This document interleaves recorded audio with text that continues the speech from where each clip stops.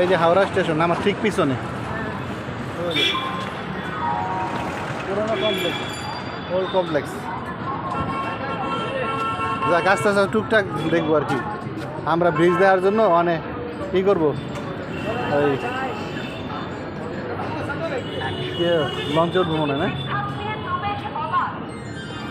Launch উঠবো Howrah bridge দেওয়ার লেগে। প্রিয় বন্ধুগণ, হাওড়া ব্রিজ শুনছেন কোনো মাঝখানে পিলার নাই। ওই যে দেখেন,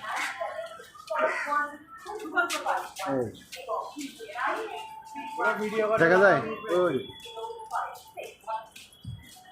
এটা আসলে আমরা অনেকেই শুনতেছি, শুনবো, কিন্তু আমি দেখলাম যে আমাকে সৃষ্টি করছে তারে ধন্যবাদ দেই, যে তার সৃষ্টি মানুষ অনেক কিছু তৈরি করছেন যেটা আসলে অনেক সুন্দর।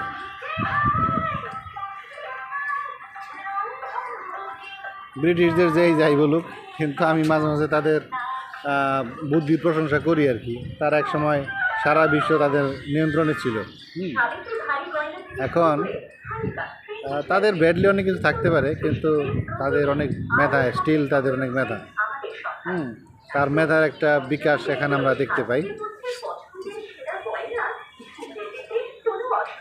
এত বছর আগে এটার মূল বিষয় হচ্ছে কি, যে উপরে যেই আয়রনের যে টানা আছে যেটা বলি, সেটার কারণে আসলে নিচে এত পিলার দেওয়ার প্রয়োজন পড়ে নাই, বা ওইভাবে উপরে কিন্তু অনেক স্ট্রং, মানে কি বলে পিলার নাই, একটা ব্রিজ দাঁড়ায় আছে, ব্যাপারটা এরকম না। পিলার নাই ঠিক আছে, কিন্তু যেভাবে আয়রনের সমন্বয় করা হয়েছে ভেরি স্ট্রং, ভেরি, মানে কাছে আসলে দেখতে পারবেন যে কত হেভি।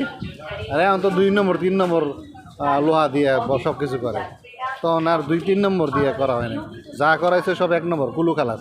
এর জন্যই এখনও সে দাঁড়ায় আছে, এবং আরও পৃথিবী যদি থাকে আরও 2-3 বছর থাকবে আশা করি।